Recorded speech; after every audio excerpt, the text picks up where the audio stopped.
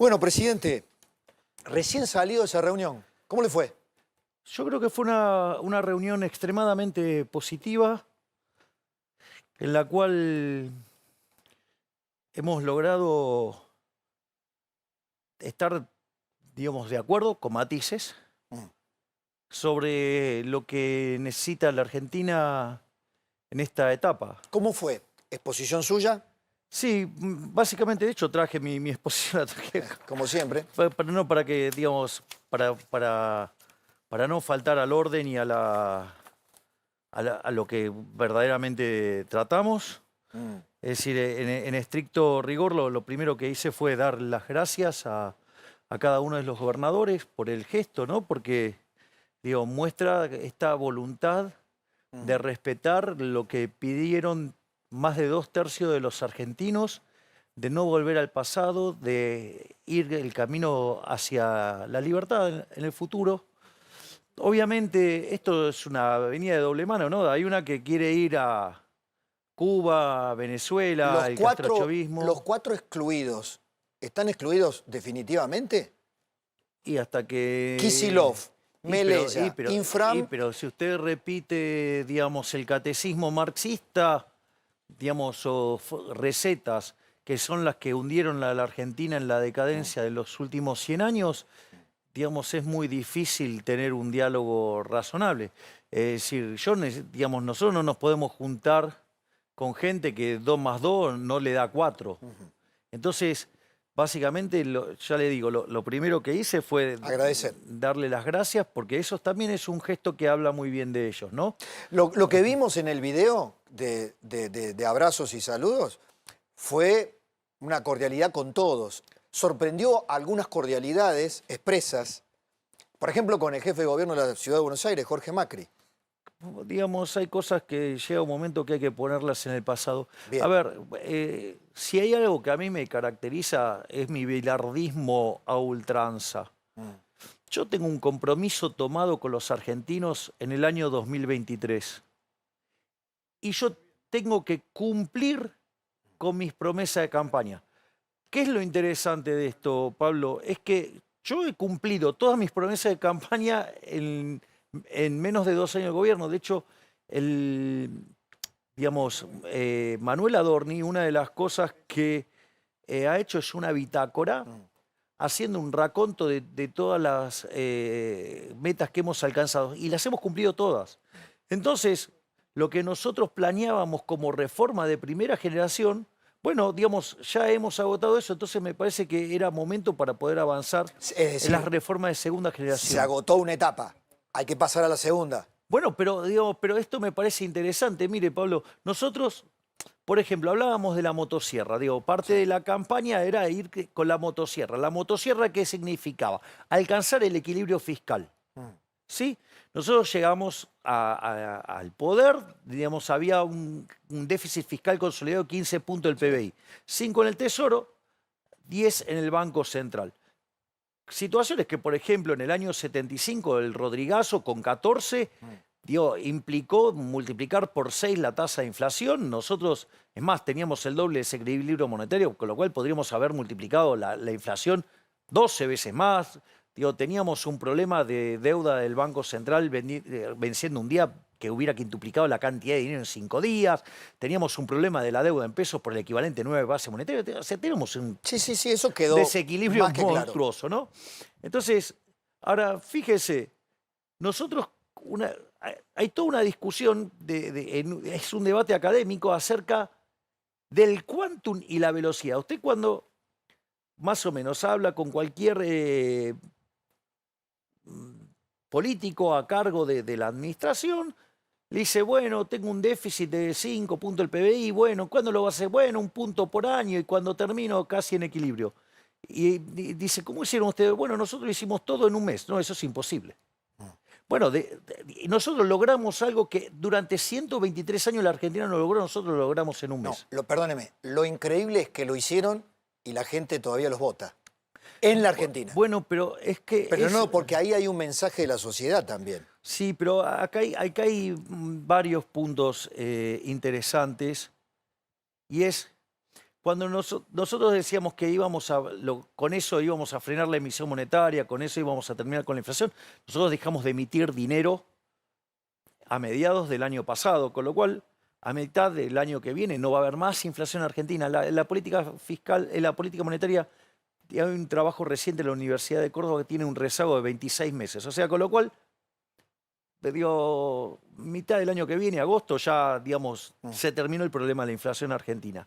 Pero lo que nos caracteriza a nosotros es haber hecho promesas y cumplirlas. Sí. O sea, nosotros, por ejemplo, yo lo recordaba el otro día, creo que lo que recordé con Eduardo, dije, yo estaba en una entrevista contigo, Pablo, y yo hablé de la competencia de monedas. Sí.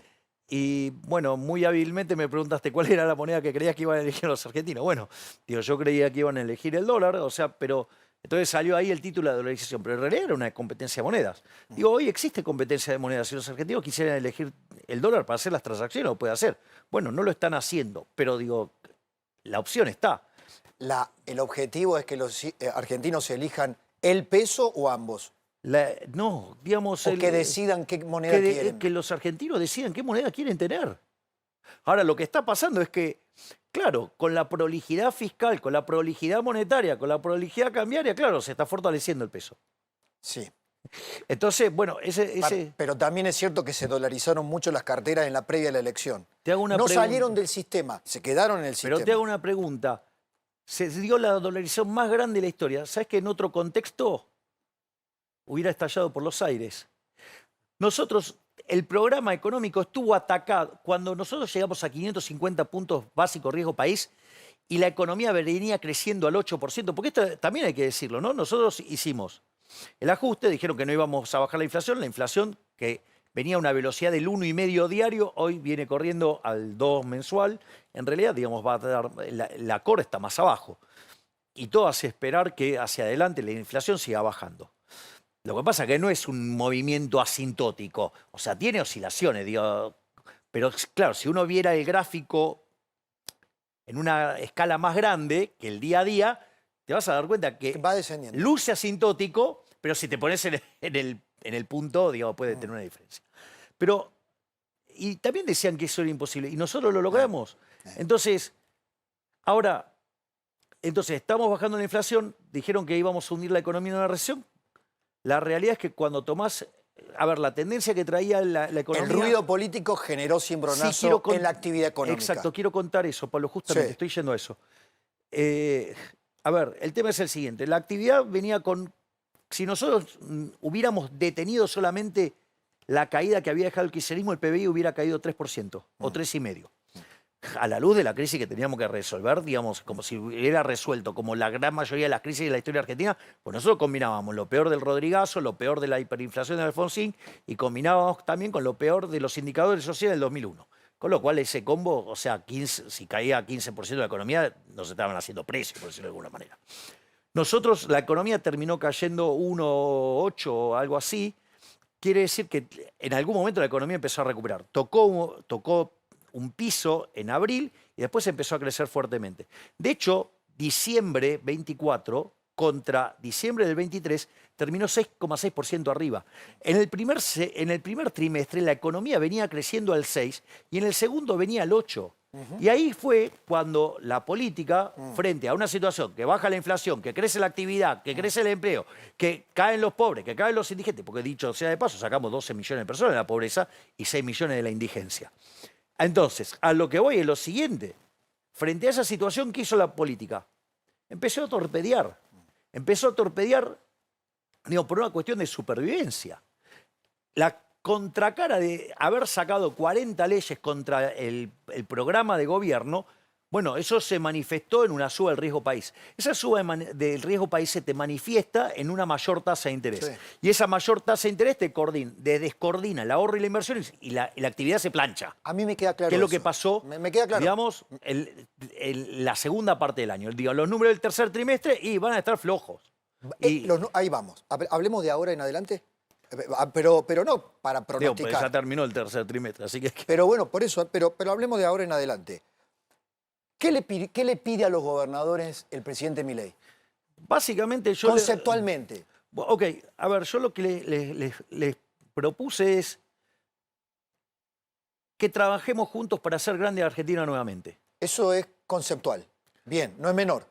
Bueno, pero ¿cómo se traduce? Exacto, ese es un punto. Pero si me permitís, Pablo, porque acá hay algo muy interesante. Hay una reflexión, hubo muchas reflexiones muy interesantes en la reunión, digo, por ejemplo, de Nacho Torres o de Martín Yarlora, Ajá. donde claramente esto no, digamos, de separar lo que es de corto y lo que es de largo, porque hay reclamos. Ujú. A ver, digo, el reclamo de la coparticipación, digo, viene del 94. Claro. Entonces, digo, yo estoy dispuesto a dar el debate, digo, de la correspondencia fiscal, que digamos federalismo. el federalismo. Ajá. O sea, digo, yo estaría encantado de la vida en avanzar en una reforma en la cual uno tiene que recaudar los impuestos de lo que decide gastar. Entonces tiene que enfrentar a la sociedad y decirle, ah, bueno, queremos todo esto, bueno, la cuenta la tiene que pagar algo. Dicho eso, a mí me encanta. Ahora, eso está desde el año 94 y nadie lo pudo arreglar. Bueno, a mí me encanta arreglar cosas imposibles, con lo cual yo estaría dispuesto, pero no es el momento de discutir eso. Ok. Es decir, pero sí está bueno de sentar las bases para un presupuesto base cero. Eso. Implica... Cuando yo le pregunto, ¿qué le pregunta usted, qué le pide a los gobernadores? Me imagino que es, háganme propuestas, discutamos el presupuesto 2026, pero con equilibrio fiscal. Con equilibrio fiscal. Exacto. ¿Eso está consensuado? Sí, eso está consensuado. Eso está consensuado. El equilibrio fiscal, digamos, está claro que... No por parte suya, sino por parte de los gobernadores. Ahí había acuerdo total. Ok. Digamos, el déficit cero como política de Estado. Podemos decir una política de Estado en este bendito país. Déficit cero. Ok. No, pero obviamente que después hay, digamos... ¿Cómo llegás? Esa es la discusión del cómo. A mí me parece también interesante. Entonces, digamos, naturalmente aparece el problema, digamos, de la coparticipación. Sí. Pero a mí me parece algo muy interesante en un país federal avanzar en un sistema donde haya correspondencia fiscal. Digo, que el que gaste, digamos, sea el mismo que recauda. Eso es un punto, digamos, no trivial porque hay una cuestión de incentivos perversos en el sistema. Ahora, no se arregla desde el 94. Me parece que poner en la mesa de discusión la coparticipación hoy... No es viable en cuanto a las prioridades. Exacto. Entonces, pero por ejemplo, reforma laboral. bueno, eso hay consenso absoluto. Pero por eso quiero ir a cada uno de los puntos porque es importante. Nosotros, una de las cosas que yo hice también fue una introducción de por qué planteo esto. Porque justamente el punto que hacía Martín Yarlora es, claro, digo, con crecimiento las cosas son más fáciles. Claro, porque si tenemos un juego de suma cero, es pelearnos con quién se queda con un pedazo de la torta. Obvio. Ahora, si nosotros discutimos las bases para crecer, agrandemos la torta. Estamos agrandando la torta, todos podemos tener más. Ok. Entonces, deja de ser un juego de suma cero. Digo, es el primer concepto. Entonces, hablamos sobre el valor, digamos, de la inversión, de los derechos de propiedad, digamos, y ahí es donde el primer punto que discutimos fue el presupuesto. Déficit cero es una política de Estado. ¿Por qué? Porque cuando uno mira las crisis argentinas, desde el 1901 hasta hoy, hubo 22 crisis. Sí. 20 tienen origen fiscal, Sí. donde puede ser con un equilibrio, con un déficit fiscal grande o uno directamente extravagante. Entonces, y ya vimos cómo, digamos, los parches no funcionaron, los controles de precios no funcionaron, las regulaciones no funcionaron, los controles de alquileres, digamos, la ley de góndola, digamos, la ley de desabastecimiento, digo, todas esas cosas no funcionaron. No funcionó financiarlo con emisión monetaria porque le sacamos 13-0 a la moneda, podríamos ¿Usted sacar cree que más. culturalmente, en la política, digamos, culturalmente se erradicaron esas malas praxis conceptuales? De Pero- lo que escuchó hoy con los gobernadores, se lo pregunto. Digo, todos tienen equilibrio fiscal. Ok. Digo, De pronto el equilibrio fiscal se vuelve contagioso. no, pero aparte yo quiero hacer algo, digamos, porque esto fue muy valorado también por los gobernadores, porque dije, sí, nosotros, y sí, me permite, voy a Sí. ponerme las Sí. muletas oculares porque... Si quiere lo hago lo mismo, así no lo acompaño, yo tampoco veo. O sea, no soy el único que sufre de presbicia. No, exactamente. Ok, usted tiene más de 50 también, o sea, como Exactamente. yo. Bien, digamos, o sea, cosas que pasan. Entonces, por ejemplo, nosotros en el Pacto de Mayo hablamos, porque una de las cosas que apareció fue el Pacto de Mayo. El Pacto de Mayo dice de llevar a 25 puntos del PBI el gasto público, ¿no? Para poder bajar la carga fiscal. Ahora, nosotros alcanzamos el déficit cero, nosotros el esfuerzo fiscal que hicimos fue una caída del gasto público. En términos reales, 31,38%. ¿Sí? Pero, o sea, nosotros ajustamos 7 puntos el PBI. Pero hay que reconocer que las provincias también hicieron un ajuste de 3 puntos y poco más de 3 puntos. Y los municipios hicieron 0,54. O sea, estamos todos laburando en la misma línea, ¿eh? A ver, espéreme. Déjeme ahí un punto. Acá hay un presidente de la Nación que le está reconociendo a gobernadores y a intendentes trabajo bien hecho. Sí, números, ya sé. Pero se da cuenta, una de mis primeras preguntas, pero yo lo dejé hablar porque me interesó toda esta relación, es ¿por qué ahora esta foto que vimos todos, 20 gobernadores con el presidente, va a funcionar? ¿Por qué ahora va a funcionar en serio? Porque funcionó en la primera parte, con la ley bases, pero la foto del 9 de julio del año pasado en adelante es como hay gobernadores que plantaron bandera, nos destrata el gobierno, usted dijo en algún momento, los espero en diciembre. ¿Pasó eso? ¿Se aprendió de eso? A ver, yo lo he dicho en varias entrevistas, creo que cuando estuve acá recientemente Con Antonio no, y con Eduardo. con Eduardo, porque todavía no habían sido las elecciones. Cuando estuve con Antonio ya había ocurrido el acto eleccionario. ¿Yo de qué hablaba? De pirotecnia electoral. Sí, es cierto. Entonces yo dije, el primer año las cosas funcionaron bárbaras, Sí. ¿sí? Que es lo que estoy describiendo.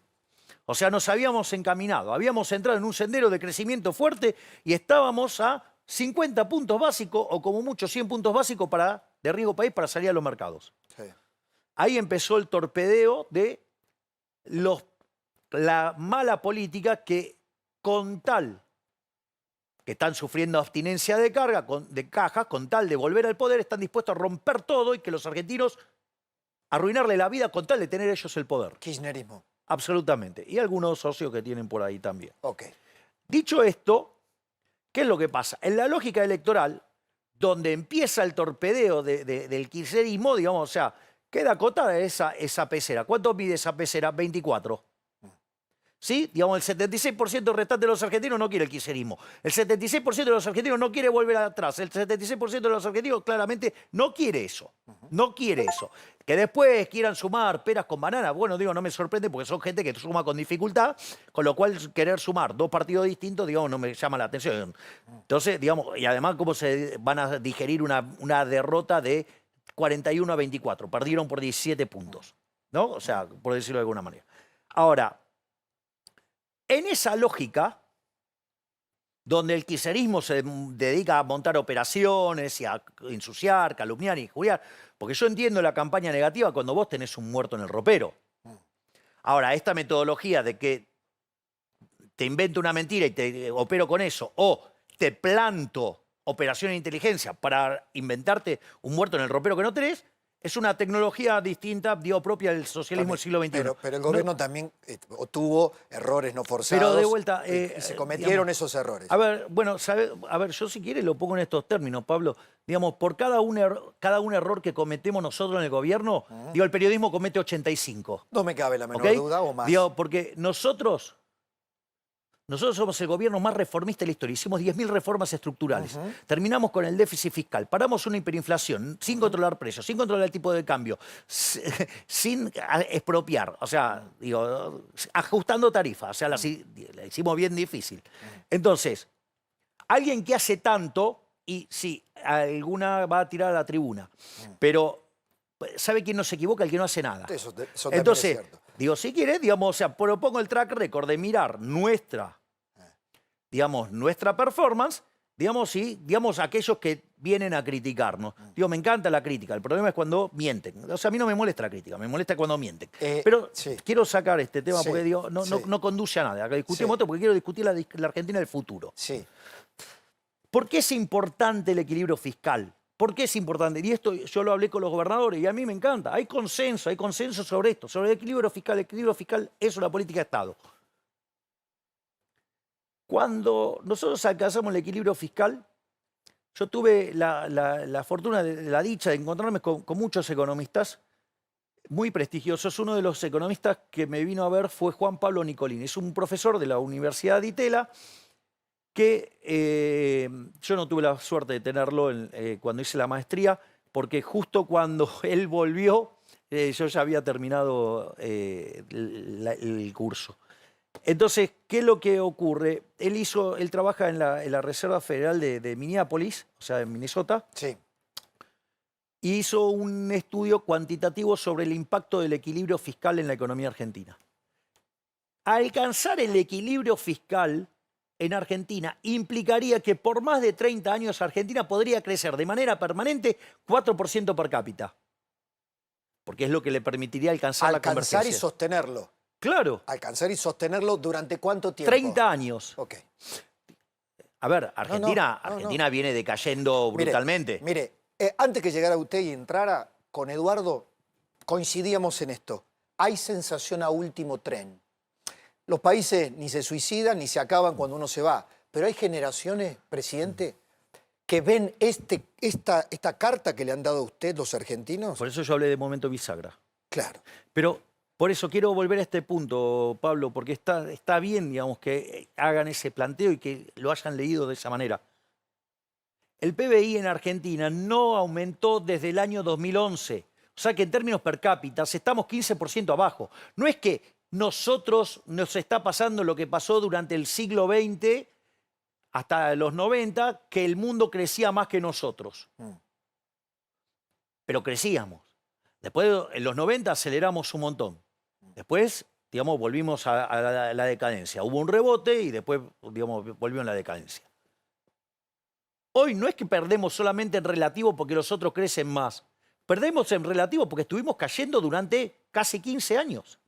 Entonces, ¿nosotros qué hicimos? Vinimos a revertir eso. Vinimos a revertir eso. Lo interesante del trabajo de Juan Pablo Nicolini es que si ustedes agarran, digamos, meten este nivel de superávit fiscal primario, tal que el resultado financiero es cero, déficit cero, eso le da un piso de crecimiento a la economía del 4% per cápita y en 35 años hacen la convergencia. Entonces, el valor del equilibrio fiscal es, ojo, porque pasamos a convertirnos en un país desarrollado. Clarísimo. Primer punto. Segundo punto. Hay una cuestión de el cómo. Es decir, usted puede hacerlo bajando el gasto o subiendo impuestos. Si usted lo hace bajando el gasto, va a crecer más. Nosotros esto además lo complementamos con 10.000 reformas estructurales, digo, con un trabajo enorme desde capital humano para que los chicos desde su inicio digamos, por ejemplo, el plan 1000 días, la AUH, digamos, toda una serie de mecanismos de contención de los chicos cuando tienen que formar el cerebro, porque eso es fundamental. Usted lo tiene que atajar cuando llega, porque si no, después es tarde. Después, complementarlo con darle salud. ¿Para qué? Porque si usted tiene chicos que están bien formados, que tienen salud, entonces pueden estudiar. Cuando pueden estudiar, después tienen mayores oportunidades. Entonces eso también enlaza con el mercado de trabajo. ¿Va a haber fondos para eso en el presupuesto 2026 como prioridad, digo, también? Bueno, de hecho lo hemos demostrado, digamos, en estos últimos 2 años. Sí. El rol que ha tenido capital humano es impresionante. A propósito, acaban de liberar fondos para discapacidad, que fue un tema sensibilísimo de la campaña. Pero le hago una pregunta, ¿y cuándo lo hice? Post-elección. ¿Se da cuenta que...? No antes. ¿Se da cuenta? No lo hizo para ganar votos, entonces lo podría haber hecho una semana antes de las elecciones. Pero no se juega así. Bien. Digo, eso sería jugar sucio. Entonces, si yo quiero y brego por cambiar las reglas de juego para populismo nunca más, citando a un periodista de Córdoba, o sea, usted. Sí. Entonces, digo... ¿No? Quiero avanzar. Pero puedo seguir esto. Todo esto, avanzar. ¿sabe qué? Más la apertura. Sí. Puede hacer que la tasa de crecimiento del PBI per cápita salte a niveles entre el 7 y el 10%. Cuanto más ambiciosos seamos en las reformas, bueno, más cerca del 10%. Hablemos de la reforma. El kirchnerismo está metiendo terror. Hoy hablaba con Federico Sturzenegger. Está diciendo que el gobierno quiere hacer trabajar a la gente 12, 13 horas, que van a poder despedir a la gente por su preferencia sexual o por su color de piel, que se viene... Falso, falso. Le voy a contar algo. El socialismo del siglo XXI digo, el kirchnerismo no es más ni menos que la franquicia local. Sí. Tiene como metodología asustar a la gente. Si usted se fija en la campaña del 2023, sobre mi persona han dicho todo tipo de barbaridades, pero no Sí. se han privado de nada. Por ejemplo, decían que iba a cerrar las universidades. Sí. ¿Están cerradas? Que se iban a poder vender órganos. ¿Se venden órganos? Que se iba a poder sacar armas y que se iban a reventar a tiro los chicos en el colegio. ¿Pasó algo de eso? Nada, no pasó nada. Si le tuviera que contestar a un pequeño comerciante, a una pyme, su reforma laboral, ¿en qué lo va a ayudar? Modernización laboral, y voy a explicar por qué. Le va a cambiar la vida, le va a cambiar la vida, porque, a ver, si yo lo pongo estrictamente, los bloques son todos estos, ¿sí?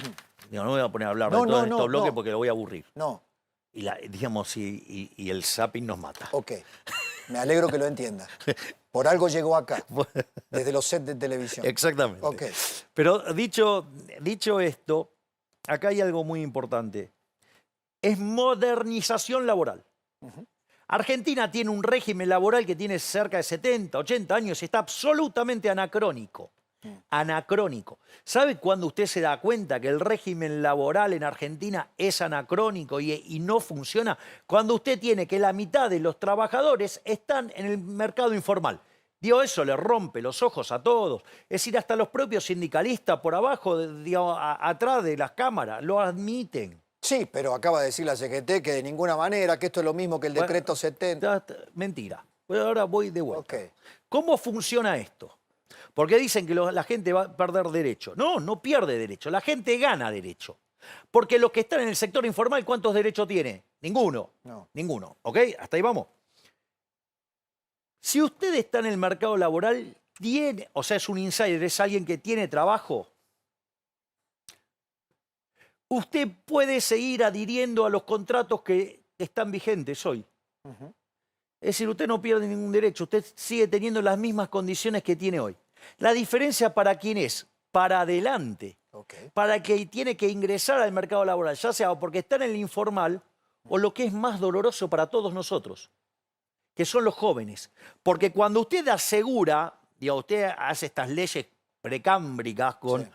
asegurando el empleo, o sea, asegura el empleo de los que están. ¿Y eso qué es lo que hace? Genera desempleo en los jóvenes. Y después tenemos a los jóvenes yéndose por Ezeiza. Sí. Situación absoluta. Imagínense que sus hijos se van a Ezeiza porque no encuentran laburo. ¿No? Puede pasar. Puede pasar. Digo, durante el kirchnerismo, el último periodo kirchnerista, se fueron 2 millones de chicos. Tal cual. Digo, que hoy están empezando a volver. Pero más allá de eso, pero esto es muy importante.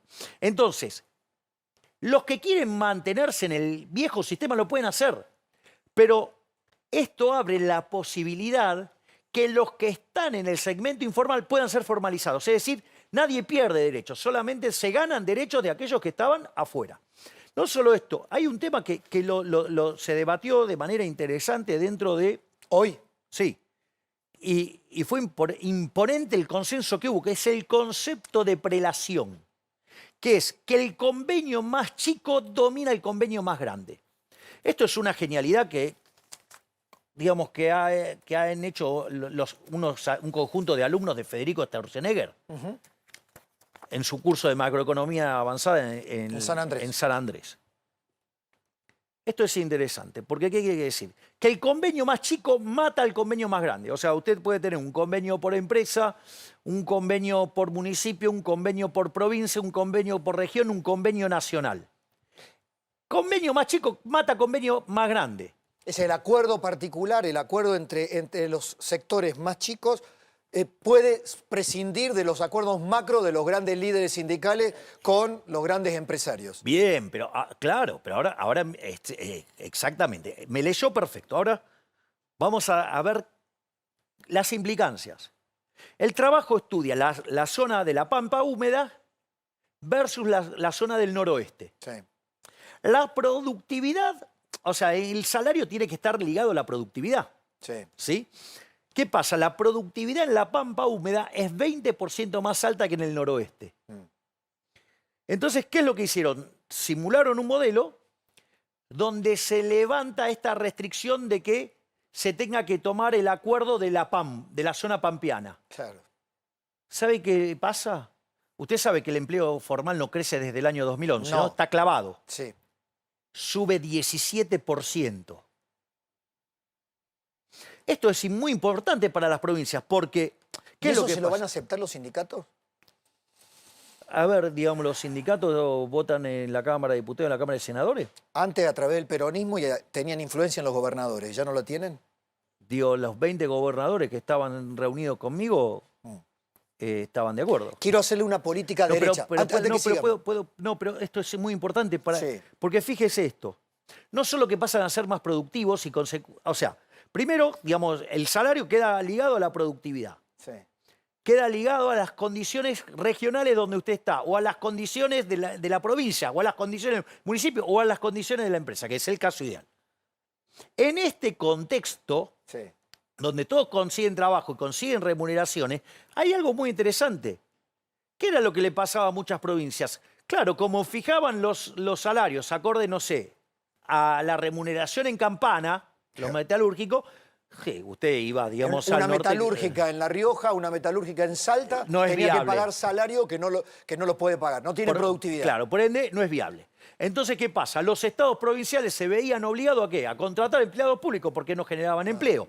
Consecuentemente, el Estado, en lugar de ocuparse, de dedicarse a la salud, a la seguridad, ¿sí? O a los caminos provinciales, ¿sí? Digamos, no puede. ¿Por qué? Porque tiene que tener empleados públicos porque no genera condiciones de trabajo. Cuando usted hace esto, le libera el mercado de trabajo. Al generarle empleo privado, primero que tiene más productividad la economía Sí. en la que está analizando, pero además le baja el gasto y le aumenta los recursos. Totalmente. Conceptualmente para televisión lo he explicado inmejorablemente. Déjeme hacer una pregunta. Estoy mejorando. Ya mejor de que lo conocí en 2015. Yo debuté en hora clave con usted y Mariano Grondona. Qué tiempo aquello, ¿no? Qué tiempo. Éramos tan jóvenes. Digamos, teníamos muchas menos canas. Yo tenía más pelo. Acá le dijo usted, Antonio Laje, ante una pregunta el día siguiente de la elección, cambio en gabinete, tengo tiempo. Obvio.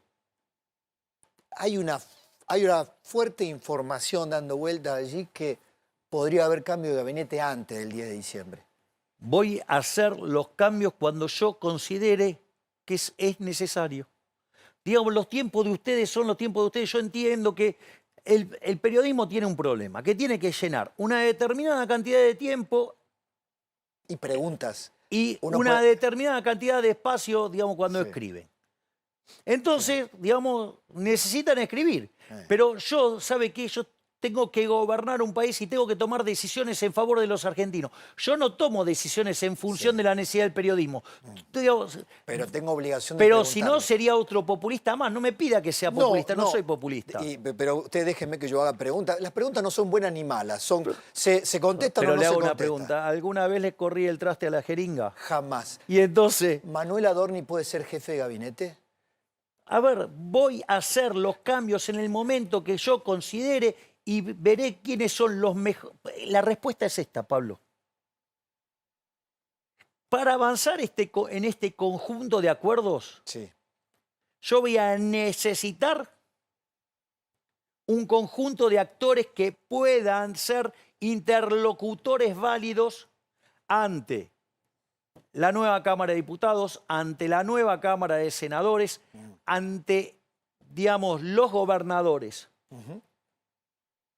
Entonces, a la luz de que yo quiero conseguir los resultados. Sí, lo entendí claramente. Va a usar, usar los cambios de gabinete para los objetivos más importantes, que son las prioridades, las reformas y el diálogo con la oposición. ¿Es así? Voy a evaluar cuál es el gabinete óptimo a la luz de conseguir esos resultados. Acá no le pregunto por un ministro, pero sí le pregunto por una figura central, junto con su hermana Karina Milei, que es Santiago Caputo. ¿Le parece que tiene que ocupar cargos concretos Santiago Caputo? Es una posibilidad. ¿Cercana, cierta, mensurable, entre las necesidades que tiene ahora? Bueno, es un hombre que tiene buen diálogo con los gobernadores. Bueno, pero además es mi principal asesor y ha hecho un trabajo enorme. Con lo cual, digamos... Casi me está diciendo que sí. Bueno, pero hay que ver, digamos, esto de demanda, ¿sabe cuál es el problema de esto? Que es muy artesanal la política. Usted sabe lo que, digamos, o sea, yo, rules versus discretion, soy full rules, imagínese, digamos, Sí. tener que...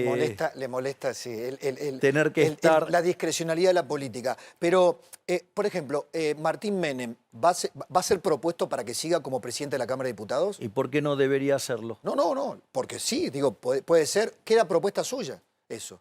Y sí, ¿por qué no? Va a seguir siendo. Pero de vuelta, Sí. hay, digamos... No, estoy tratando de llenar casillero. No, mire, esto no es solamente un juego para un título, usted va a necesitar actores para Pero para de que lleven vuelta, adelante yo esta transformación. le voy a plantear la... Digo, porque lo contesto y parece que no me entienden.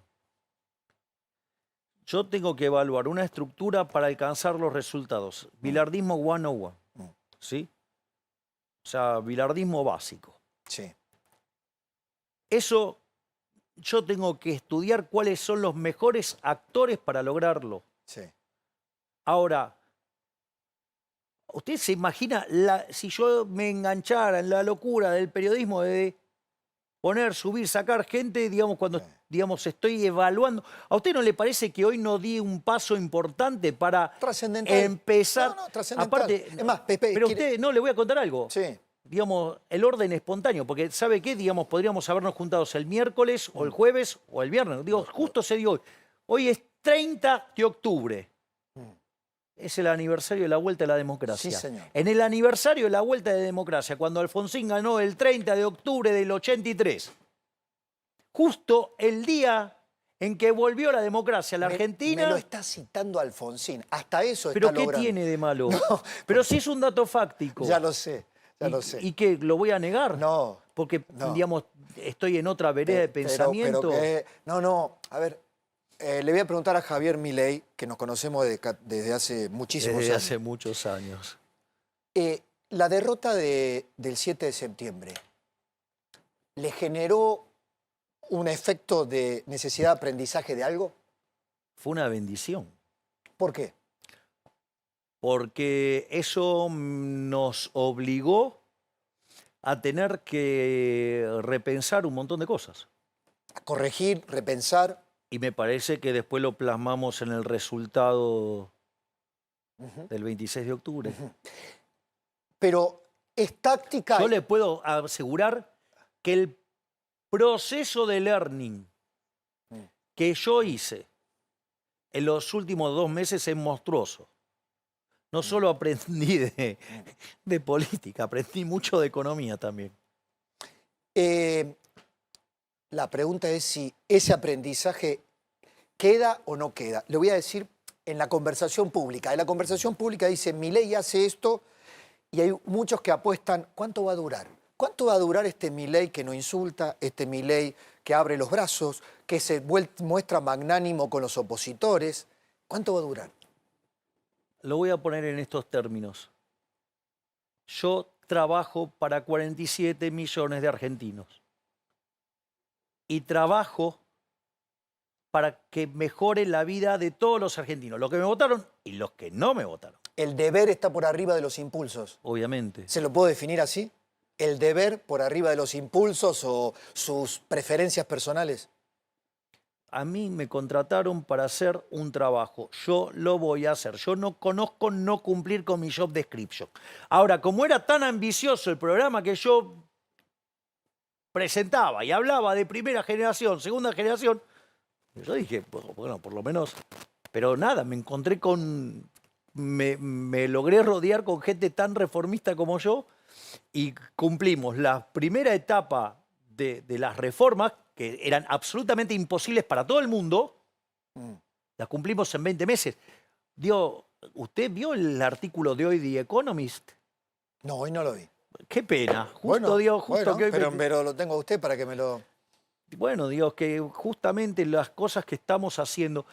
Yo en este momento tengo más de 100 propuestas de universidad de primera línea para ir a explicar lo que hicimos y cómo es que lo hicimos. A ver, ¿me permite algo? Se celebró mucho en la primera parte del gobierno el fenómeno barrial, digamos, para contestarle a muchos que le decían que usted era apenas un fenómeno barrial, lo que fue el impacto internacional. Ahora, me da la sensación... ¿Ha mermado? No, pero me da la sensación que usted ha puesto las prioridades en el paso a paso para consolidar eso, para mostrar los resultados Porque consistentes. bueno, lo que pasa es que, a ver, Pablo, acá hay una cuestión. Una cosa es la coyuntura y otra cosa es el crecimiento. Ok, El crecimiento es un trabajo de largo plazo, sí. ¿ok? En la coyuntura nosotros teníamos todo un campo minado, eran todas bombas por todos lados. Sí. O sea, con lo cual la lógica de la estabilización es una lógica mucho más apremiante, Sí. sobre todo dado el tamaño de los desequilibrios que nosotros recibimos, era fundamental resolver eso. Y bueno, tenía, digamos, si usted quiere, algunas desprolijidades de formas. Mañana se reúne con Mauricio Macri. Hoy dijo en Chile, creo. No, pero quiero volver, porque, digo, Sí. pero el crecimiento es una discusión de largo. Sí, Entonces, hoy, digamos, no solo estábamos, hoy estuvimos discutiendo sí, el largo el plazo. primer paso Para el largo plazo. del largo plazo. Muy bien. Eso. Ahora, permítanle a un argentino que ha visto muchos... He visto mucho, y usted también ha visto muchas fotos, ha visto concurrencia de gobernadores. Hablando de Macri, con Macri también le firmaron un pacto fiscal y después se dieron vuelta y no lo hicieron. Así que bienvenido si la Argentina política ha aprendido. Macri ha dicho que va a tener un candidato en 2027. ¿Está bien? ¿Y cuál es el problema? Perfecto. Si él también, digamos, quiere una Argentina mejor, ¿cuál es el problema? Mañana se junta con Mauricio Macri. ¿Imagina un rol de Macri? ¿Le va a pedir algo a Mauricio Macri? Mañana vamos a hablar. Yo lo que pondero mucho de Mauricio Macri es que él siempre se acercó con generosidad, me aportó elementos de su experiencia, algunos los tomé, otros no los tomé. Algunos de sus consejos me resultaron muy importantes. Hay, digamos, toda una serie de cuestiones. ¿Alguno que se acuerde que le resultó importante? Eso queda Lo entre- guarda para usted. queda entre Perfecto. nosotros Bueno, dos. bien. Pero, entonces, digamos, esa era la etapa de la estabilización, digamos, ahora es la etapa del crecimiento y voy, digamos, a hablar con él. Nunca me pidió nada, quiero aclarar esto, nunca me pidió nada, y me ha hecho sugerencias. Bueno, hay hoy, digamos, en la dinámica, digo, yo entiendo que hay cosas que me gustarían que funcionen mejor y, digamos, si él tiene la llave en el sentido de decir, no, esto para que mejore mejor tiene que pasar. ¿Está dispuesto nunca le pidió nada, pero está dispuesto a, por ejemplo, si le ofrece equipos? Macri siempre habla de, tenemos 400 dirigentes que forman parte de un equipo. ¿Estaría dispuesto a incorporarlos? Obvio. Digo, que, digamos, en la lógica de bilardista, ganar no es lo más importante. Es lo único que importa. O sea, en esa lógica, para mí lo más importante es cumplir mi contrato electoral con los argentinos. Entonces, todo lo que está dentro del reglamento vale. Le quiero preguntar algo muy concreto al economista. Con tasas siderales, producto de todo lo que ya hablamos, no me lo explique de nuevo porque el ruido político, el bombardeo, aumentó el riesgo país, pero ya pasó. Y ahora hay un efecto. Estados Unidos, ves en Trump, más Milei ganando una elección nacional. ¿Cuándo bajan las tasas para la actividad económica? De hecho, están bajando. Bueno, ¿No vio las últimas licitaciones, sí, cómo se desplomaron? a niveles razonables de intercambio comercial. ¿Pero qué es razonable? No sé, dígamelo usted. No, bueno, digo, usted definió Diría- razonable. Yo no, diría- ya digo, sé, yo no, pero no me entrampe. Ya como yo le- no tengo esa fatal arrogancia de juzgar a un precio. No, razonable es para que un comerciante no pague un sobrecosto excesivo para poder tratar... Sobrecosto excesivo es una definición, digamos, que tiene una carga subjetiva suya. Bueno, para que la Las economía tasas de funcione. mercado son las tasas de mercado. Bueno, pero hay tasas y tasas. Hay tasas. Sí, pero digo, a ver, usted habla de la tasa nominal. Sí. Ok. Se lo pregunto al revés. No, ¿Qué, pero- qué tasas de mercado serían viables para que una economía se reactive? Digo, ¿usted se olvidó que yo soy liberal? No, Digo, y usted entonces pretende que yo diga a dedo cuál es la tasa, pero digo, no. a ver, No, pero el Banco Central tiene los... No, sigo no, siendo mi ley. ya lo sé. Y es un error garrafal querer determinada tasa de interés en el No, Banco Central. no, no. O sea, olvídese. No. Olvídese. Pero- Digamos, a mí no me venga con cosas pero keynesianas. yo no le pido que... A mí no me va a decir keynesiano. Usted sabe que Sí, yo pero con ¿y el si keynesiano... usted quiere que le ponga un precio No. a la tasa de interés, digamos, No, ¿qué no. quiere? ¿Que le ponga el precio del petróleo también? Presidente, Bueno, usted sabe para- a lo que me refiero. Yo ahora le voy a contestar. O sea, yo no esquivo las preguntas. Eso. A ver, la tasa de interés tiene varios componentes. Mm. Uno tiene que ver con la preferencia intertemporal, los agentes cómo quieren mandar consumo del presente al futuro Sí. y viceversa. Tiene ese componente. Ahora, tiene un componente que tiene que ver con el riesgo en país Sí, y otro con el riesgo empresario. sí. Con lo cual, en la medida que usted vaya normalizando la economía, donde los agentes de mercado internalicen que el equilibrio fiscal vino para quedarse, Ujú. eso va a hacer que inexorablemente el riesgo país colapse. Argentina es uno de los 5 países del mundo. Ya estamos en 600 y pico, ¿no? Sí, bueno, yo quiero llevarlo a 200, digo, por decirlo de alguna ¿A manera. cuánto estamos de eso?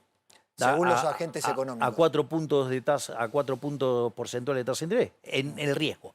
Ahora, después usted tiene los números en pesos. Bueno, hay que seguir bajando la inflación. Si usted tiene 2% de inflación mensual, y eso le da como casi 30 de inflación anual. Entonces, usted no puede pretender tener una tasa, usted pretender crecer económico, tener crecimiento económico cuando la tasa de interés es negativa, en términos reales. Entonces, tiene otro componente que tiene que ver con la tasa de inflación. La pregunta es, ¿estamos bajando la tasa de inflación?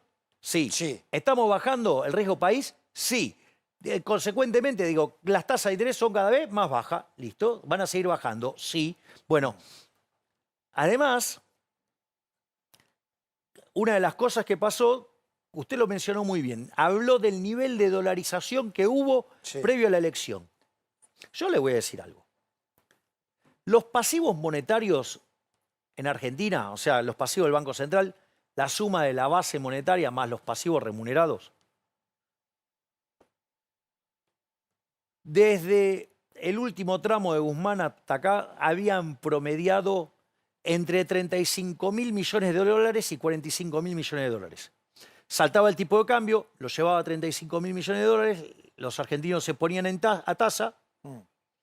cuando llegaba a 45.000 atacaban la moneda Sí. y oscilaba entre ese número. ¿Sabe cuántos son hoy los pasivos monetarios del Banco Central hoy? ¿Cuánto? O sea, 25.000 millones de dólares. O sea, Argentina es una economía que está muy desmonetizada. Es decir, hubo una brutal caída en la demanda de dinero. Por eso a mí me causa gracia esos que decían, no, bueno, lo de sacar las LEFI. Menos mal que sacamos las LEFI. ¿Usted se imagina con semejante caída en la demanda de dinero haber tenido 20 billones de pesos en la calle? Si yo le pregunto así a ojo de un... Las tasas de interés van a seguir bajando. Eso Pablo, ya está, ya me porque lo- va a me- haber menos me riesgo quedó país, claro. porque va a haber menos inflación. Porque además respetamos los derechos de propiedad, con lo cual estimula el ahorro. El Banco Central, ¿cómo imagina el rol del Banco Central a partir de ahora? ¿No? Porque hay medidas sobre bajar los encajes, justamente. Hay maniobras del Banco Central de política fina. A ver, ¿sabe quién habla de sintonía fina, no? No. No le dije sintonía fina. Es cierto, son frases malditas, pero casi. No, por eso, Ok. no, pero de vuelta. ¿Pero se hace o no se hace? Se hace. A ver. Ha sido heterodoxo. Hay en un punto en donde, ¿no? No Ha es- sido bilardista el Banco Central también. A ver, yo le hago una pregunta. Si usted en el Banco Central arranca con un desequilibrio de 10 puntos del PBI, No, sí, esto lo hemos hablado. Ya Entonces- sé, no hay una ruta, no hay una autopista para llegar a un determinado punto. yo le voy a decir algo. Toda la construcción neoclásica, ortodoxa, de la que yo, digamos, vengo de ahí. Sí. No es que yo estaba Sí. del otro lado. No,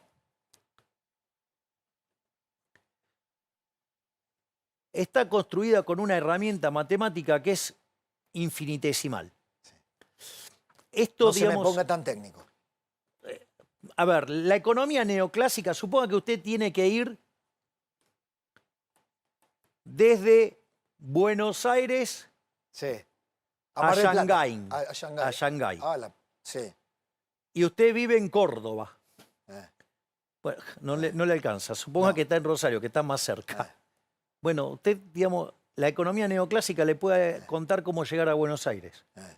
Se da cuenta de lo que le digo, ¿no? Sí, sí. El entorno chiquitito, y le diría que es demasiado grande. Está bien. Digo, casi que le diría cómo llegar de La Plata a Buenos Aires, nada más. Pero, porque esto, hay un autor keynesiano que se llama Axel Neijonjo-Food, que hablaba de la hipótesis del corredor.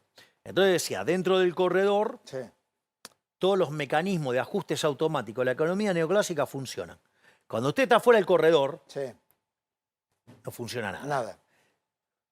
Usted, desequilibrio fiscal del Tesoro 5 puntos del PBI, el Banco Central 10. Usted tenía 4 bases monetarias venciendo un día. Sí, O sea, ya está. Ya no, entiendo. pero había 9, Sí. el equivalente de 9 bases monetarias en deuda en pesos. Presidente. O sea, pero usted se da cuenta. Sí, para los agentes económicos ahora futuro. O sea, pero yo le hago una pregunta. ¿Usted cree que eso vale para un intervalo infinitesimal donde No, los pasivos está bien. monetarios cambien Olvidémonos. 1%? ¿Qué riesgo país necesita Argentina para poder rolear su deuda en 2026 y no 500. y no tener que usar el swap? 500. 500.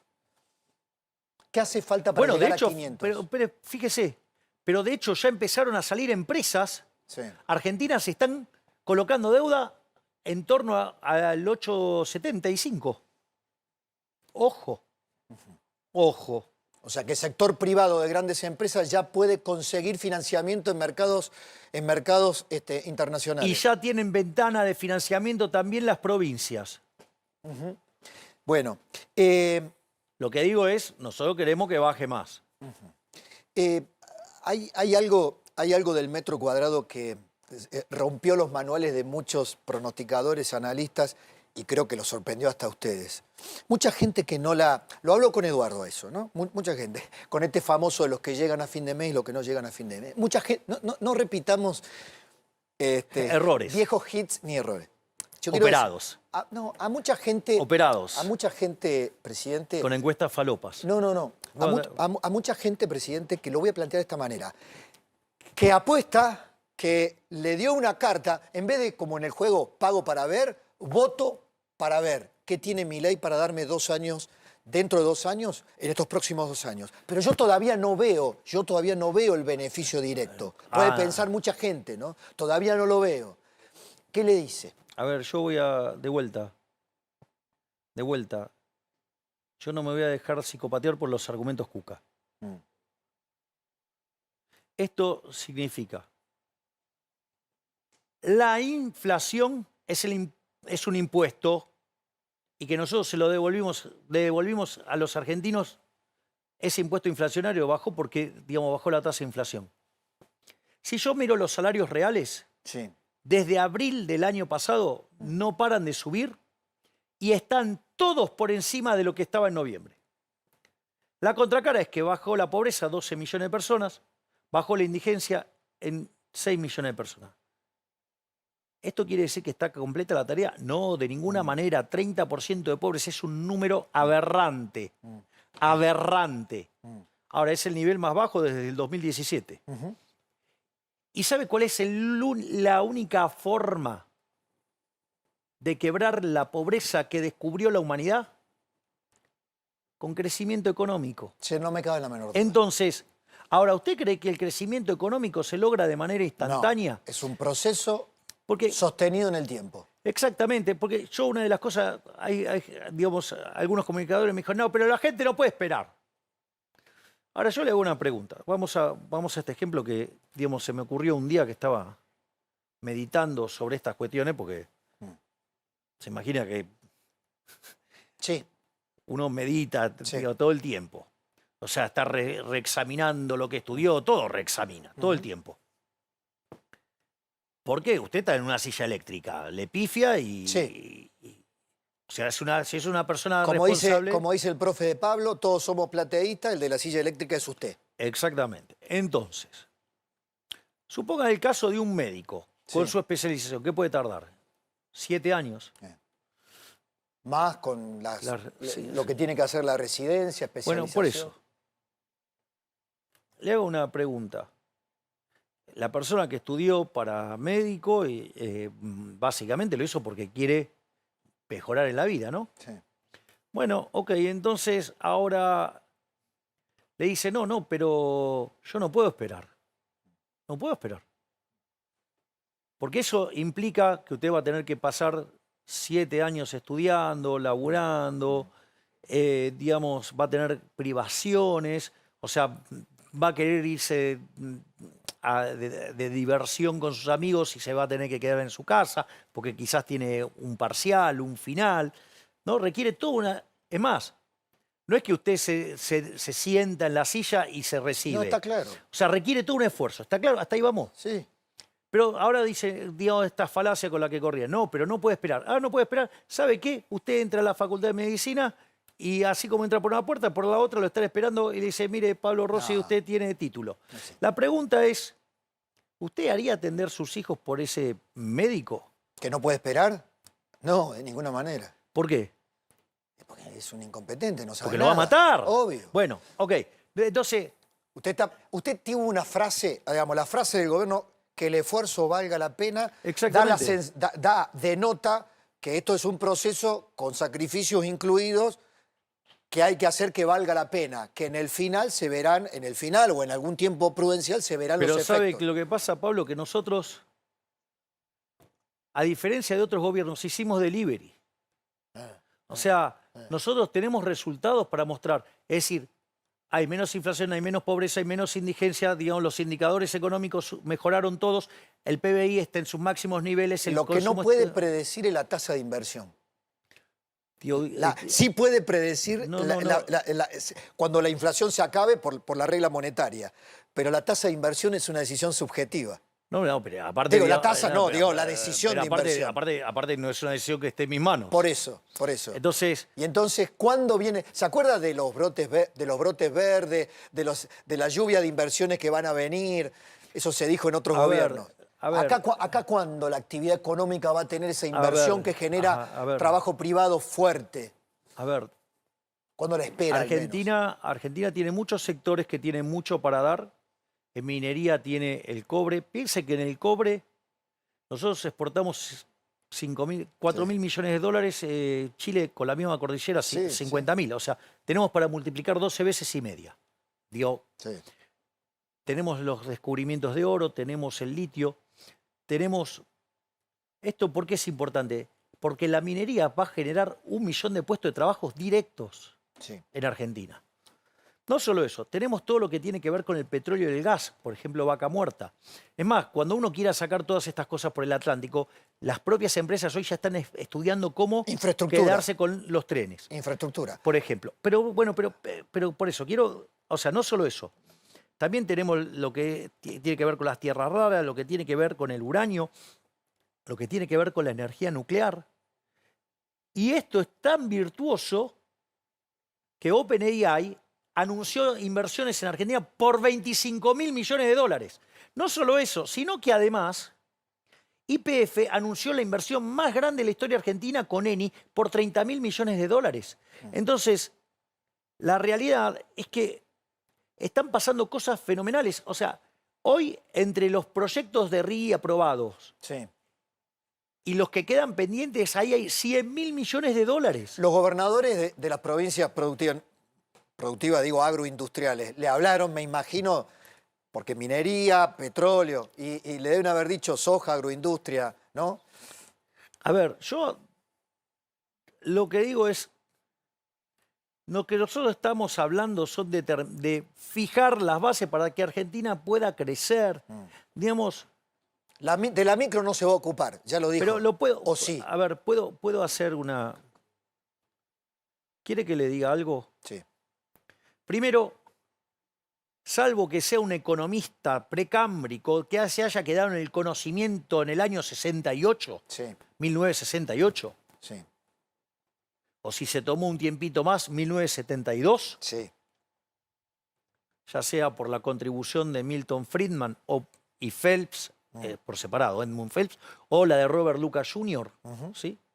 68 las dos primeras, 72 la tercera, la otra. Salvo que se haya quedado ahí, no hay diferencia entre la micro y la macro. Sí, está bien. La macro es la suma de toda la micro. Primer punto. Terminemos con esa burrada La macro de la suma de todas las micro. de todas Primer las micros. punto. Bien. Segundo punto.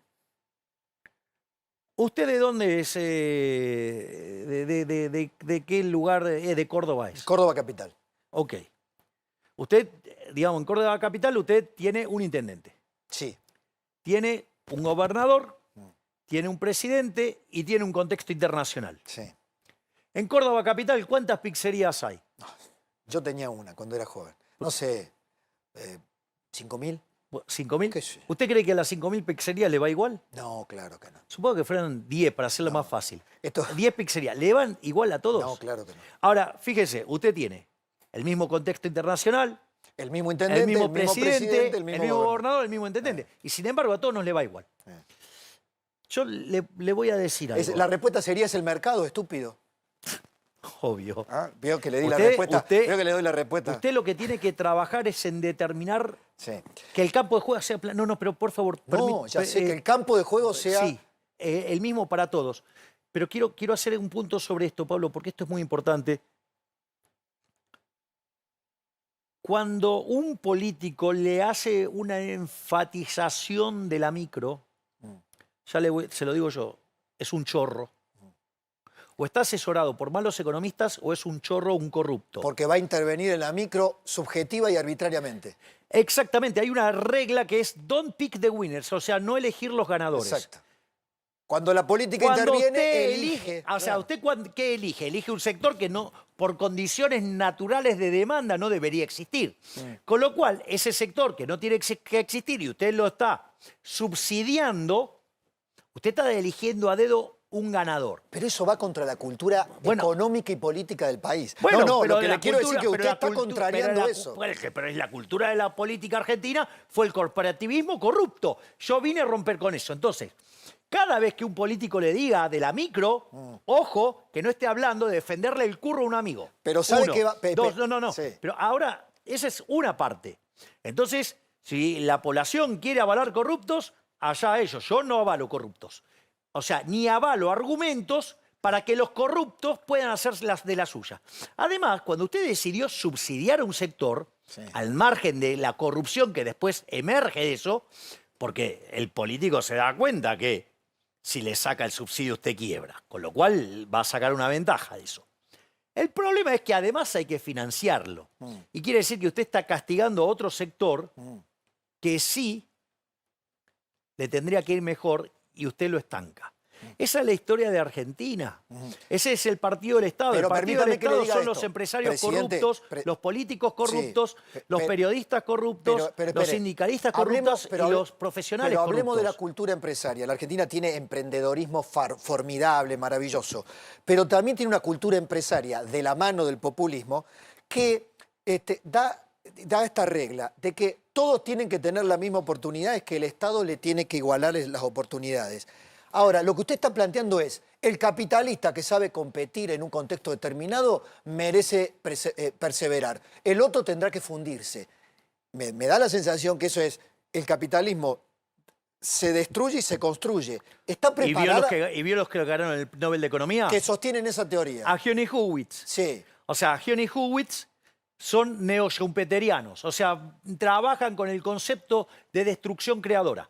Digamos, si el otro fue Mokir, digamos que es interesante Está bien, cuando pero habla de la ciencia y la lo tecnología. bajemos a tierra. No, es decir, me que encanta. si tienen que fundirse 1000 pizzerías porque no saben competir, ¿se van a tener que fundir 1000 pizzerías? Y la pregunta es, ¿y por qué, digamos, usted, digamos, lo va a financiar? No. No, porque aquí hay algo interesante. Hay algo interesante.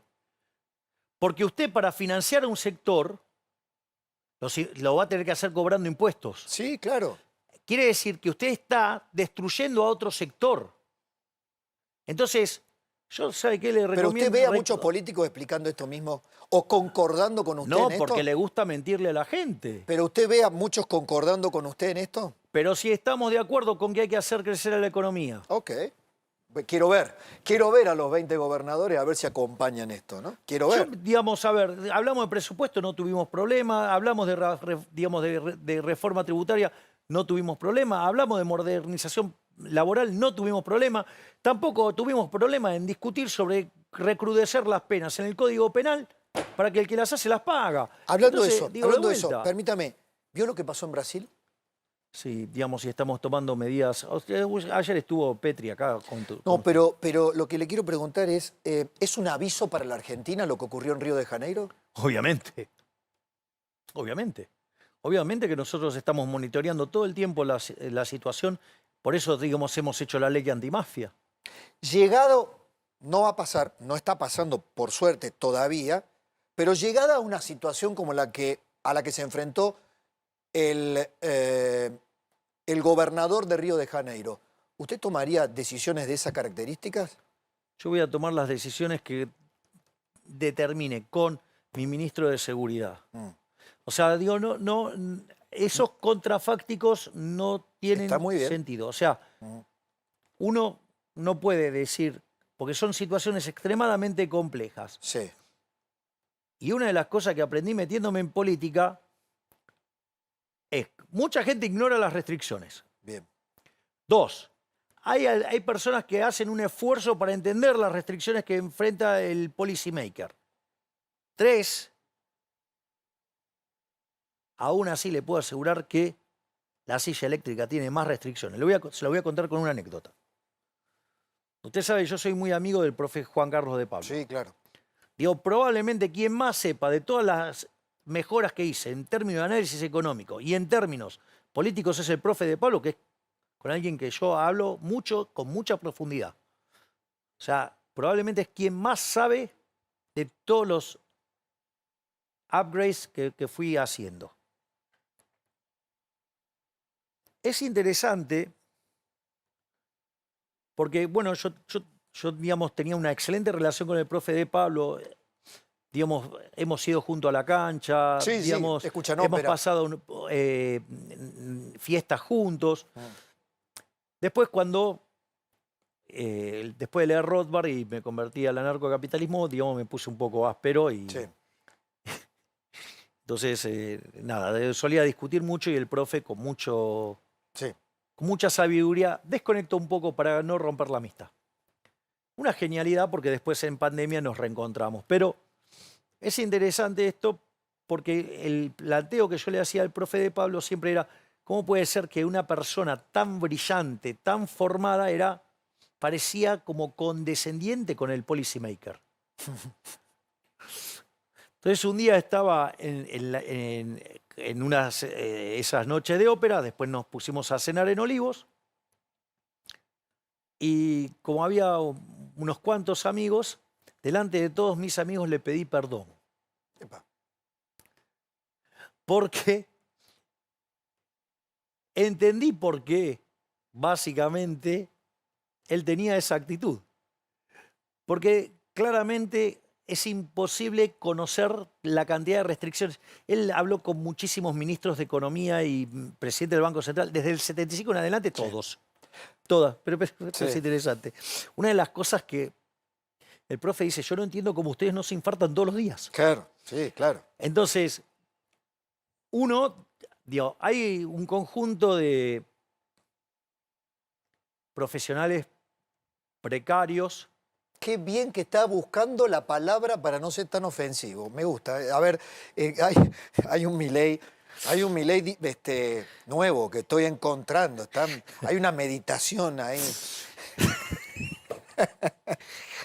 A ver, quizás me está dando la razón. Quizás me hizo bien el cumpleaños. Ah, sí, claro. Bueno, las canas además, que ya empiezan a acumularse. Ustedes... Bienvenida a la experiencia. Bienvenido al club, ¿no? Bienvenido al club. Usted me parece que llegó antes, pero... Sí, yo llegué antes. y me lleva algunos pasos también. Sí, no. Pero digo, no sé, al margen de eso... Envejezco peor que usted, quédese tranquilo. Y eso que yo tengo un trabajo bastante más complejo que el suyo. Sí. Pero el punto es, ignoran totalmente las restricciones. Después hay un grupo mucho más razonable que incorpora las restricciones. O sea, entonces no lo juzga a usted por lo que se llama la falacia del nirvana. Sí. O sea, Sí. yo como le diga, no, pero... Yo bajaría la inflación mucho más rápido que usted. Así, ¿cómo? ¿Vio? Esa falacia del nirvana, la mayor falacia del nirvana que se me puede ocurrir. Igual bajó más rápido que la convertibilidad, a pesar de pero digamos, me lo que acordé dicen de algunos algo, pero pocos me acordé de algo del honestos profe de Pablo. intelectualmente. El profe de Pablo, que no se lo debe decir a usted, me lo dijo a mí. Si yo, después de la elección ganada, no, antes que se supieran los resultados, el lunes diría, flotá. Y a mí me dijo, flotá, pibe, flotá. Usted no lo toma como un consejo. Me dijo, yo no doy consejo al presidente. Dentro de las bandas el tipo de cambio flota. Flotá, flotá. No me haga trampa semántica. No, flotá. no son trampas semánticas. O sea, las bandas, si usted se fija, el programa es un programa donde las bandas Son como muletas las bandas. se expanden en ¿Cuándo el tiempo. sacamos las muletas? ¿Pero usted vio el programa? Sí, sí. Ya sé. Las bandas, Sí. las bandas son divergentes. Sí. Usted está apurado. Yo no estoy apurado. O sea, yo, digamos, el tipo de cambio flota y, digamos, pocas veces tocó la banda. En general, digamos, ese comportamiento tuvo que ver mucho más que ver con una cuestión de índole política, con lo cual fue un acierto hacerlo así, porque si no hubiera espiralizado la caída de la demanda de dinero y hubiera sido muchísimo peor. Entonces, ¿Va a comprar reserva del Banco Central? el Banco Central, en la medida que vea que se expande la demanda de dinero, ¿qué es lo que pasa? Si a usted se le expande la demanda de dinero... Tradúzcame eso, es demanda de pesos. Cuando hablamos de demanda de dinero, es que se demanden genuinamente los pesos. Exacto. Usted, suponga, ahora, digamos, usted tuvo una fuerte caída del riesgo país, de la tasa de interés, y tiene además un aumento de las acciones brutal, digo, es lógico que desaparecido el riesgo cuca, digamos, la gente demande más dinero. Bien. De hecho, yo ya le expliqué, digamos, que estamos muy abajo en los niveles de monetización. Le dije, en la época caótica, de Guzmán hasta acá, oscilaba entre 35.000 millones y 45.000 millones, hoy está en 25.000. Eso sería, por ejemplo, monetizar, remonetizar ¿sabe sería... cuánto fue la época de Federico Sturzenegger, presidente del Banco Central, ese número? ¿Cuánto? 120.000 millones de dólares. Mire si Argentina tiene un problema. Sí. No. Digo, de hecho, el crédito... Pero le quiero preguntar un ejemplo sobre remonetizar. Por ejemplo, toda la gente que se pasó a dólares... Pero por eso déjame terminar la pregunta. Toda la gente que se pasó a dólares dentro del sistema, que pasó de pesos a dólares, por ejemplo, que vuelva a transaccionar con pesos, que de dólares vuelva a pesos. A ver, o puede transaccionar en dólares si quiere. Competencia de moneda. Pero de vuelta... Dolarización endógena. Si eligieran el dólar. Ok. Ahora, vamos a esto, Pablo, por favor, porque esto es importante. El crédito al sector privado no financiero en términos del PBI, cuando nosotros llegamos era del 4%. Sí. Hoy es 9%. Ahora, usted cruza la cordillera, está cerca de 100%. Sí. Usted va a países de la región y están todos arriba de 60, 80%. Sí. ¿Está claro que tenemos un problema de falta de profundidad financiera como consecuencia de los desastres que hizo el kirchnerismo? ¿No hace falta una reforma del sistema financiero para que los depósitos en dólares puedan ser prestables? Hay toda una normativa sobre eso. Porque después del 2001 es como que el sistema financiero argentino dijo, yo presto los dólares si se lo presto a alguien que produce dólares. Hay toda una normativa sobre cómo trabajar con los riesgos de moneda, se llama riesgo de moneda. Sí. Usted cuando es un banco tiene el riesgo de crédito, o sea, se llama riesgo de contraparte. Usted tiene lo que se llama el riesgo de tasa de interés, tiene, digamos, el riesgo de moneda. O sea, eso, digamos, el Banco Central es muy puntilloso y muy meticuloso con cada una de estas cosas. Pero ¿qué es lo que quiero decir? Usted tiene una economía muy poco monetizada. Entonces, si a usted le sube la demanda de dinero y usted sigue teniendo la cantidad de dinero fija, no solo que se le va a desplomar la inflación, le puede pasar dos cosas. Si los precios bajan, va a una deflación y como no tiene la estructura contractual, digo, puede generar algunos problemas de disfuncionamiento del sistema. El otro problema que usted puede tener es que, le mate el crecimiento económico. Sí. Entonces, en la medida que nosotros monitoreamos la demanda de dinero, miramos la inflación esperada, el crecimiento económico y los activos financieros, el Banco Central puede empezar a considerar monetizar la economía comprando dólares. Ok. Que es, estoy tratando de traducir lo que fue la normativa reciente. Eso no es ponerle un piso al dólar. No, porque son metas cuantitativas. Por eso. Si nosotros vemos que la demanda de dinero acompaña. Lo que dijo Caputo, me siento cómodo con un dólar a 1.500. Pero eso, digamos, de vuelta, si está dentro de la lógica del programa, no hay problema. O sea, usted puede ir al techo de la banda, puede ir al piso de la banda, digo, está contemplado. Lo que hay que evitar Sí. es la volatilidad extrema. Porque la volatilidad extrema tiene consecuencias en la coordinación de la economía que, La baja de inflación, entre otras cosas. por ejemplo, lo que hace es desacelerar la baja de la inflación. Claro. Usted tiene volatilidad, se le volatiliza la demanda de dinero y eso hace que la inflación tarde más. Y la inflación es un impuesto tremendamente regresivo, al margen de que lo odio. Se nota. Odio la inflación. O sea, no voy a parar hasta que la inflación sea cero porque la odio la inflación.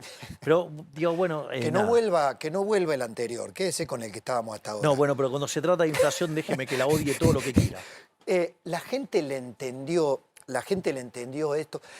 Usted le dijo a Laje el otro día, no esperábamos este resultado. ¿Y qué quiere? ¿Que le mienta?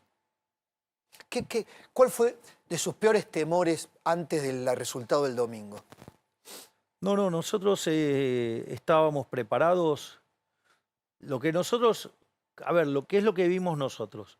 Primero, está claro que hicimos un learning después del 7 de septiembre. Un aprendizaje, sí. Perdón, ¿no? Si estoy muy... No, está bien, está bien.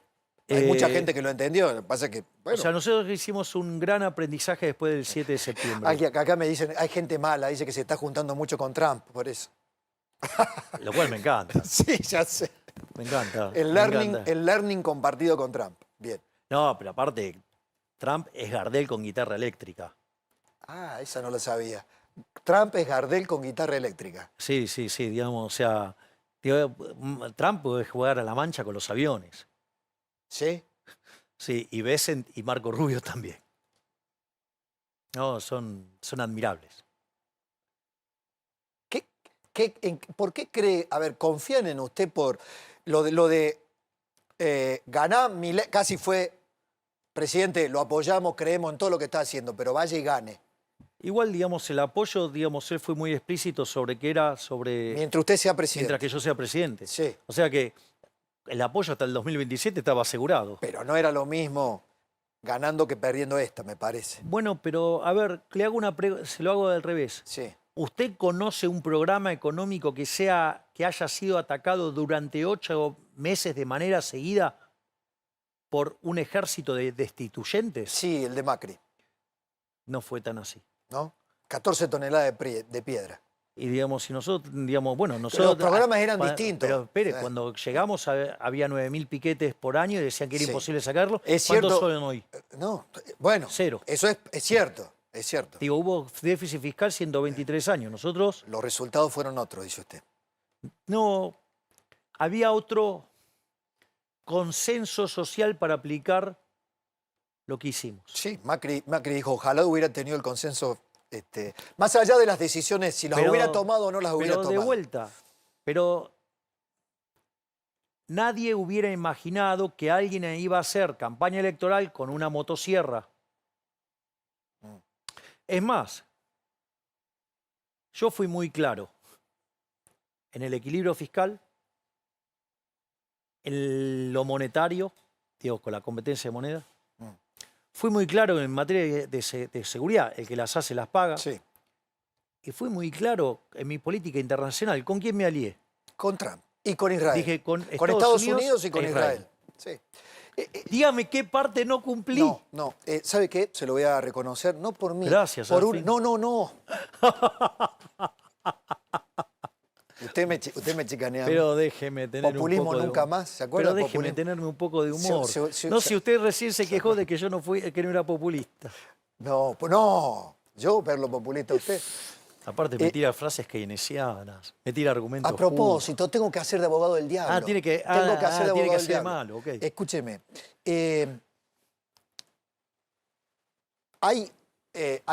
Digamos, me quedan muchas preguntas, pero hay una parte Por ahora se las contesté todas. del aprendizaje. No, claro, hay una parte del aprendizaje de Milei que en serio me parece fundamental.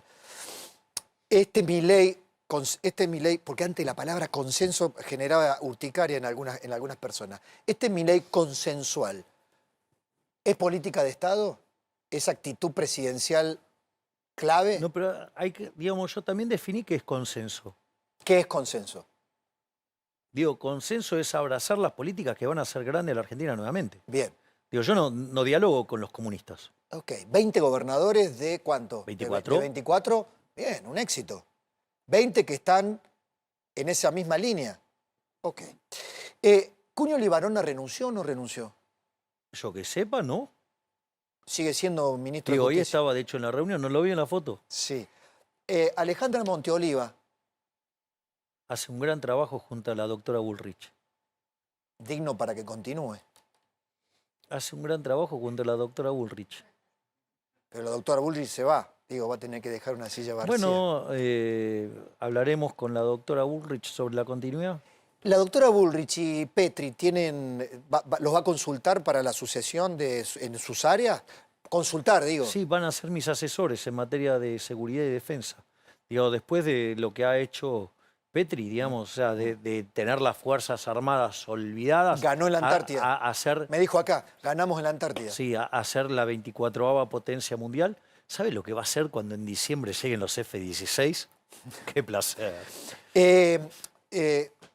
¿Usted se imaginó alguna vez tener F-16 en Argentina? No, solo en los juegos electrónicos. ¿Se da cuenta? Y nosotros lo hicimos. Su hermana, Karina Milei, ¿cuál es el rol que imagina ella en estos 2 años? Digamos, estamos dividiendo arbitrariamente. Es la secretaria general de la presidencia. Igual, las competencias no se modificarán en la modificación del gabinete. A ver, una de las cosas que pasa, digo, esto es al margen de esta situación. Digo, usted cuando va aprendiendo a hacer un trabajo se vuelve más productivo. Así que ahora, por ejemplo, una de las cosas que incorporamos es que vamos a viajar a 2 provincias por mes. ¿Ah, sí? ¿Nosotros quiénes? ¿Quiénes van a viajar? Digo, por lo menos mi hermana y yo seguro. Ustedes dos a 2 provincias por mes. Está muy bien. Como una estrategia política de qué? De conocer en territorio, de recorrer el país. Me parece que le hace bien a la gente que yo visite el territorio. Sí, señor. Era una de las cosas que a veces señalaban los propios gobernadores, que venga el presidente. Es más, de hecho, estamos pensando en hacer una reunión de gabinete por mes en el interior. Bien. Bien. Digo, bien en el sentido, es algo nuevo, es algo que lo han pensado como la segunda etapa. Nosotros, a ver, la construcción de la Argentina no es obra de una sola persona. Y para eso necesito a la mayor cantidad de argentinos posibles arriba de este proyecto. Entonces, eso inexorablemente usted tiene que, con los que coinciden en el rumbo, pero tiene matices, usted tiene que abrir una ventana de diálogo. Y es más, en ese diálogo y ese debate van a surgir cosas que claramente vamos a tener mejores leyes, no tengo duda encima. Presidente, debo agradecerle por haber cumplido su palabra. Es lo mío, se dio cuenta, ¿no? Sí, por eso se lo reconozco. Así improvisó diciendo... Le saqué 2 reconocimientos en una nota, ¿no? Digamos, o sea, digamos, me voy feliz. ¿Soy tan malo? No, es un logro igual. Es un logro. Le agradezco enormemente este diálogo, he abusado de su tiempo, no sé cuántos minutos llevamos, casi 1 hora y media de entrevista. Lo importante es es que hayamos comunicado bien lo que pasó. Y yo creo que fue una reunión muy productiva y más allá de los matices, de las diferencias que tenemos, más allá de lo que fue la pirotecnia electoral, queremos que la Argentina sea grande nuevamente.